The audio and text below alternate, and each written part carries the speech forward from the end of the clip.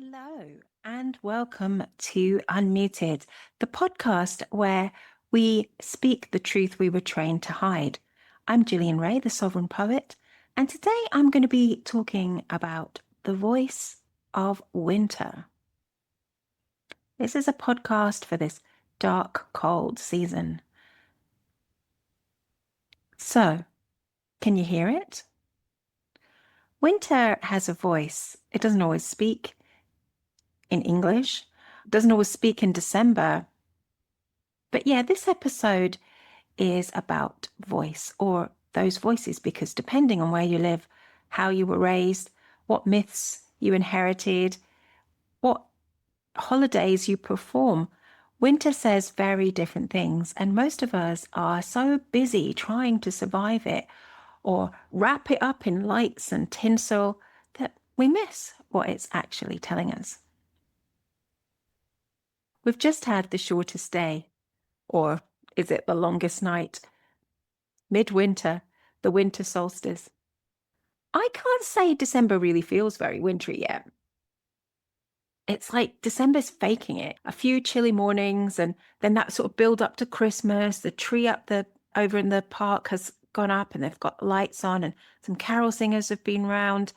And it feels like we should be in winter, but it still doesn't feel quite like it. Like it feels more like the tail end of autumn, really. And then we have all this build up and for Christmas, and then we have Christmas, and then is that it? Is that winter over? I mean, we've had midwinter, but I always feel like it's just getting started at that point. And the real winter really happens in January and really deep into February, and when the grey and the damp is unrelenting, and when you start Googling light therapy lamps or where the nearest warm country is, and you're like, can I afford to fly right now? Can I get some time off? When I used to teach primary school, these last 3 weeks of term, primary schools have just broken up around here. These last 3 weeks of term were like, they were just a whirlwind. I mean, I would say exhausting, but I don't even really know if it was exhausting. I don't even think you had time to think about it. It was just like one thing after another. They've got carol services, you've got Christmas dinners, you've got jumper days, you've got every day, we've got cards getting given out, we've got glitter covered things getting made everywhere, biscuits being decorated. There just seemed to be something going on every single day.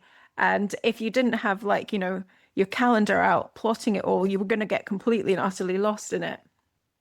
And so I try not to mistake Christmas for winter. I mean, it's easy to do. You go, oh, Christmas happens in wintertime, happens around midwinter. But like up until that point, I think we're still in that kind of frenzied sort of point of like things have got to be done. And especially when I was working in international schools, there was even reports that had to go out of that time of year. And yes, and it'd been a long, long term, starts usually in the middle of August. You were like just on your knees by the time you got to it. And then you're like, we can actually take a little break for a little while. But then you come back in January and it's still winter and you've got a long way to go. So winter keeps going after the decorations are all boxed up and after the Baileys is drunk and you've eaten your 5 Terry's chocolate oranges. Winter is still going. And it definitely depends where you are, doesn't it? How winter speaks. It speaks through the geography of where we are. And I think like the connection between seasons and land and our emotions and our humanity, they're very disconnected in this day and age where we live, where everything is sparkly all the year through and lights and stuff come on. I mean, we can feel the cold. I'm not saying we can't feel the cold, and we can feel like that there's a change in the season, but the kind of productivity that's expected from us doesn't really change that much.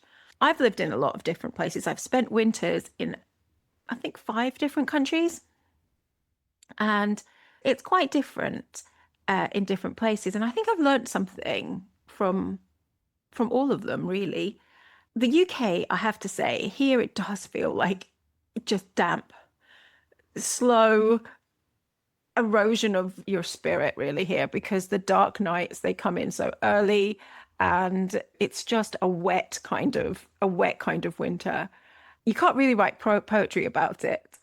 Although I have tried, I have a poem called December in Stevenage.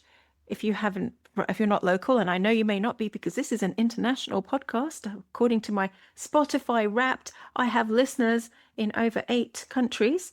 If you haven't heard of Stevenage, do Google it. It's not the most glamorous of places. It's near here where I live. And my poem is all about grey concrete and grey skies and coats that get so wet on your way to work that they don't dry out all day. And that's kind of like getting that little bit of joy or festivity up in you in Britain. Thank goodness for glue sticks and glitter because you need it. I've lived in lots of other places as well. I lived in Mongolia. Now that's a real winter. It's kind of a mythic winter. You've got snow on the ground from pretty much October to April. It's a kind of winter that doesn't really ask you how you're doing. It just says adapt or perish. And I spent 3 winters in Ulaanbaatar. And even though I was working in an international school and we still had all of the festivities and, you know, we still were expected to get through curriculum and write reports and do all of that, there was like the cold did demand a slower pace. It's just kind of like you cannot be rushing everything all of the time when it's that cold. 2 of those winters, I like for the 3 weeks off that we got at Christmas and New Year, I went to Poland and had Poland in Christmas and had Christmas in Poland with my family. Not that my family are Polish, just that I was married to another international teacher who was living in Poland and my son was there. And then my parents came over. And those were the first Christmases that I'd had in years of living abroad that were in what you might call Christendom. They were the first Christmas that there were churches and Christmas markets and all of those kind of things that I maybe felt more familiar with. And but again, another very cold, wintry, wet Christmas we had there. And the thing about going to Poland for Christmas there is even though there was that familiarity, there were still all these very different traditions about what was eaten and what was celebrated, the days off, how much was based around the Catholic Church, how much was based around religion. And recently in the Unmuted Lounge, I hosted a little Christmas party and a few of the members showed up and we ended up talking about like different traditions, and there were people who were talking about Dutch traditions and Spanish traditions and French traditions, and it was just really interesting to see how we do this time of year so differently, how we all bring something different to it. Yeah, as I say, I've lived in all these different places. My favorite detail of living in China, I lived in a place called Qingdao. And my favorite detail about that is that winter starts when the Chinese government says it starts. So we were living in this flat and it was cold. I'm not going to lie, it was freezing. And it had gone from like being really, really warm in sort of September, October time to suddenly just like snapping really cold. And before that, we'd been living in the United Arab Emirates. My children didn't even have coats. We went out shopping to buy coats. It was very exciting. They enjoyed getting their first winter coat. And we got the coats on, but we were like practically wearing them in the house because the date that the central heating goes on, it goes on for everybody. Like you can't just choose to turn your central heating on. It's like it's not even plumbed in until like I think it was like mid-November, and then you could turn it on. So we're like sat in our flat, layered up, like we're waiting to be able to feel our toes again. Yeah, that was great. And I'd had this plan that while I was in China, I'd always wanted to go to like an ice festival, and they have one in Harbin. And I was going to go there. But the time I'd costed it all up and planned it all to go there and realized how much it was going to cost us, I suddenly got struck with homesickness and decided that I wanted to go back to the UK for Christmas instead. So we ended up coming back to the UK instead and spending Christmas with family, which was really nice. So winter is in some ways is always associated for me with loads of planning, loads of organizing. Wherever I was in the world, there would be either if I was working as a teacher or I had lots of children. I always had lots of children because I had four of my own. There were always like lots of things to do, lots of preparation.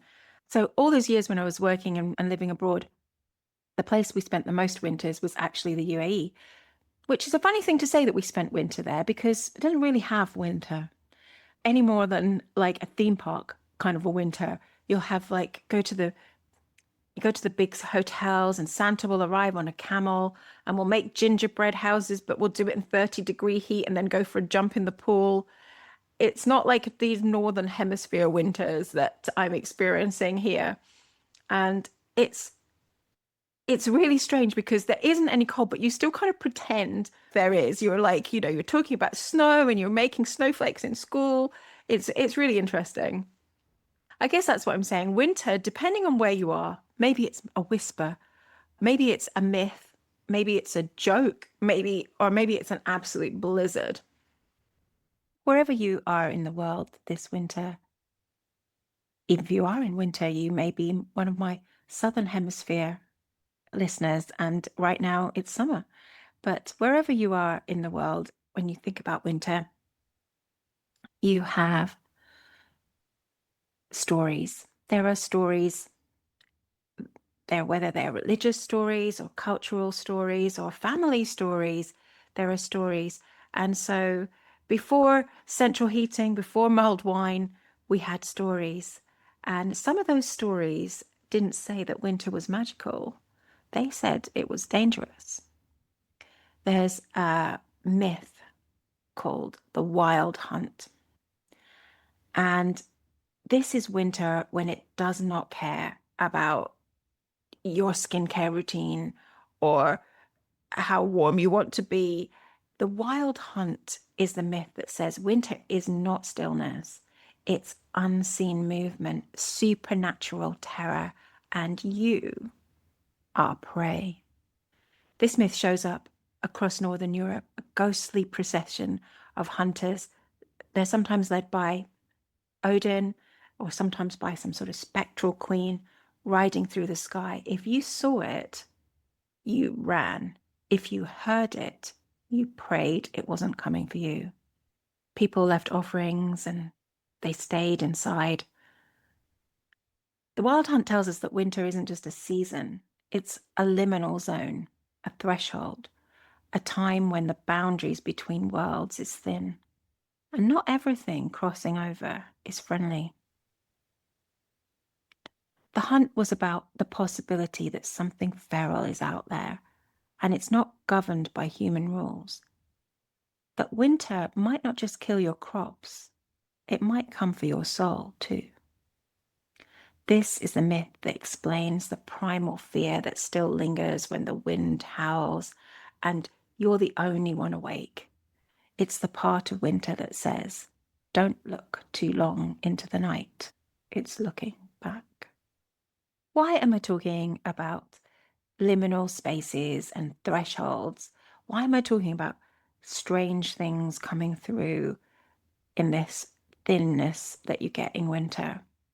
Why am I bringing you stories of ghosts riding through the sky and terror? Why am I talking about liminal spaces? I thought you were going to talk about Santa Claus and the baby Jesus, you're all saying to me. Why are you talking about this?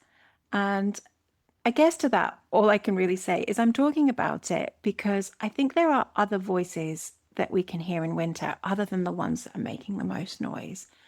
And sometimes there's something trying to come through. And when I think about a liminal space, when I think about a place that's in a threshold, I'm thinking, what is trying to come through? What message is trying to speak through the land? What message is trying to speak through the seasons to us?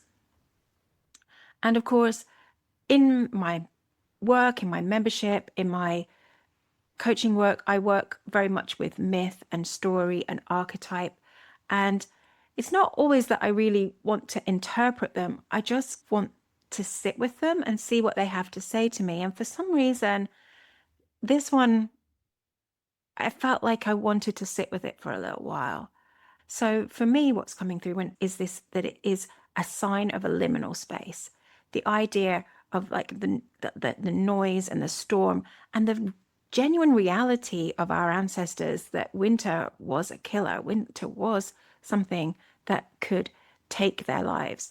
But it's also a time when you think about places that are that thin space. So the space between our realm and the spirit realm, for example.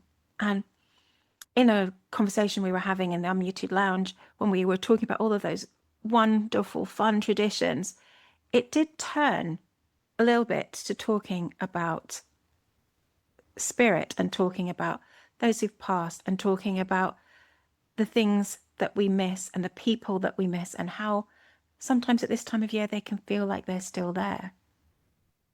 And I think that can be a voice of winter. I think a voice of winter can be a time for slowing down and listening to what's in the storm, what voice is in the storm, or what voice is in the wind, or what voices are around us and what they still have to say to us, what our ancestors have to say to us about nature, about the world, about the seasons.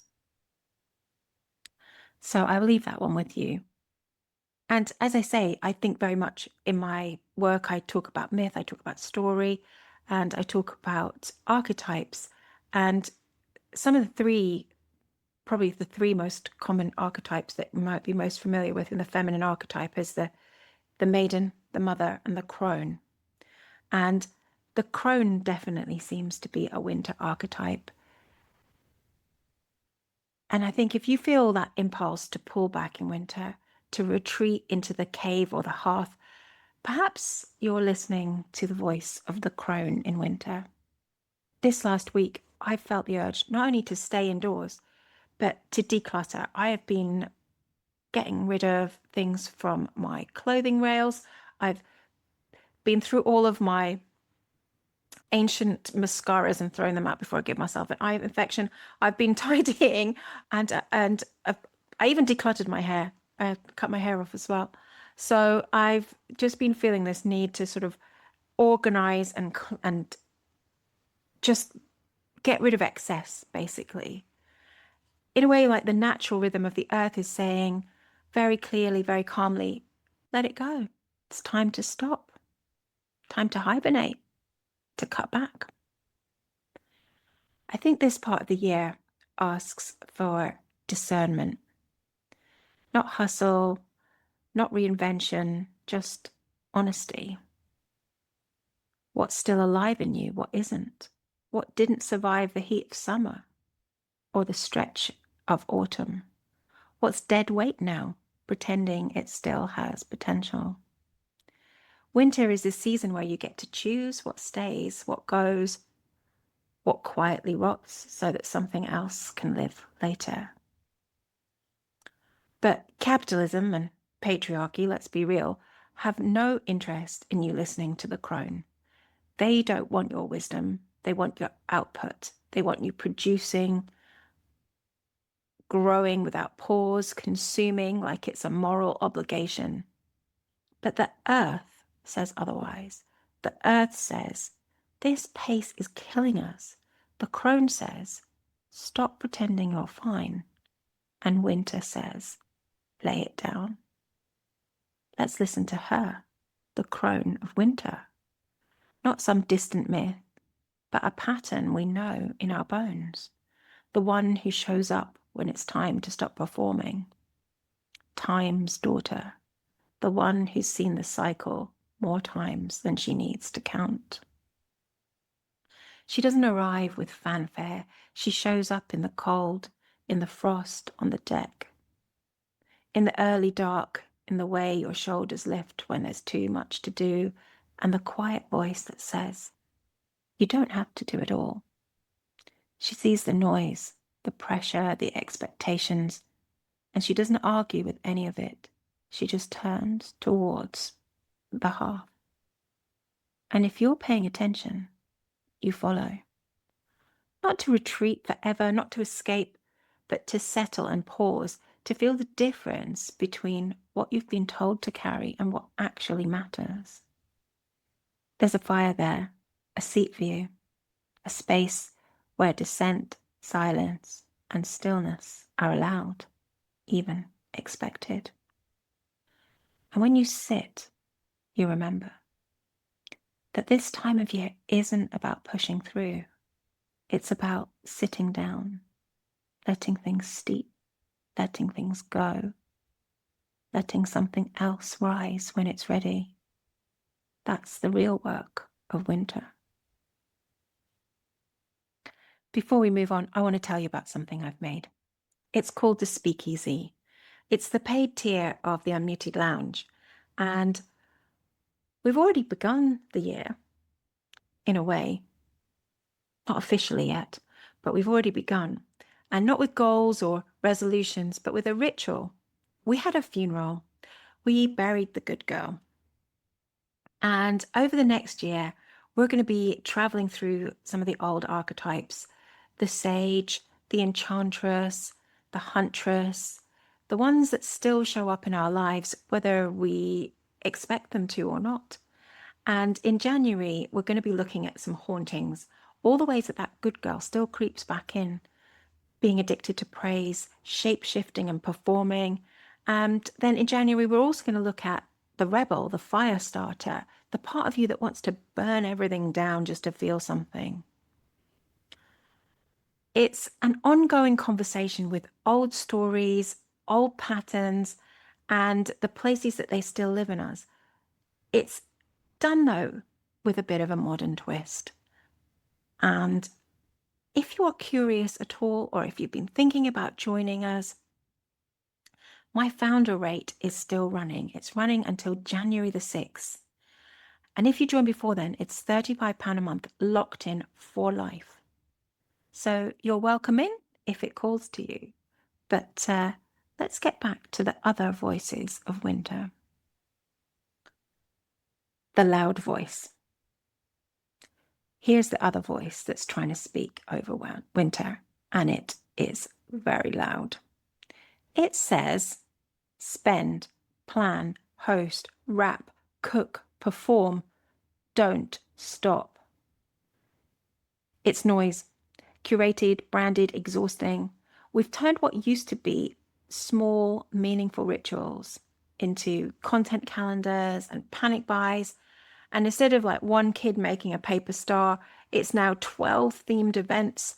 And if you're a woman, which you probably are if you're listening to this podcast, the majority of my listeners are, and if you're not, welcome. Women are very often the reason that the season looks and feels the way it does.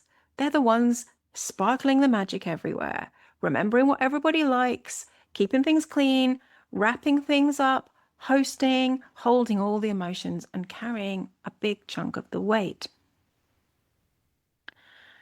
And winter, if she's speaking, the actual mythical crone-shaped winter, would say, put it down. She's not asking for magic. She's asking for stillness. She's not impressed by your effort. She's telling you to stop. She's not judging you for being tired. She expects it.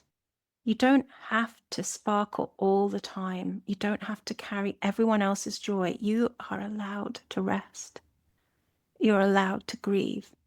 And you're allowed to go quiet. So winter is still here, long after Christmas, long after the novelty has worn off, and it's still speaking. And not in resolutions or detoxes or whatever other nonsense Instagram is trying to tell us we should be doing in January, but in the silence, the feeling that something's ending and something else hasn't begun yet. Because maybe winter is trying to tell you something. Maybe it's trying to tell you, you don't have to be productive right now. You don't have to be anyone's inspiration. You're allowed to stop. So whatever dialect your winter speaks, if it's in howls or whispers, or rides the wind, this is the season of truth. So don't just survive it. Don't talk over it. Hear it. And if you want to continue the conversation, the Unmuted Lounge is always open. My free tier is open to everyone, and there's a link in the show notes. And as I said before, the membership tier is open as well. The waitlist for that is open. It opens officially on the 6th of January. And if you join before the 6th of January, you'll be a founder member. You'll be someone who starts this mythopoetic membership off. And not only will you have my gratitude for helping me get this thing off the ground, because I think it's going to be amazing. I'm very excited about it. You'll also be getting a fantastic discount for life. As long as you stay in the membership, that will be the rate that you pay. And we're going to do so many amazing things over the next coming year. And meet loads of different archetypes, listen to loads of stories. You're going to bring your stories, you're going to bring your symbols, you're going to bring your rituals, I'm going to bring mine. And we're going to have a conversation. And it's not going to be this kind of hustle of new year, new you. It's going to be slow and deliberate and listening to the old stories, listening to the old voices, but with a twist. So I very much hope to see you all over in the Unmuted Lounge. And at that, I'll stop talking. But you know where the conversation continues.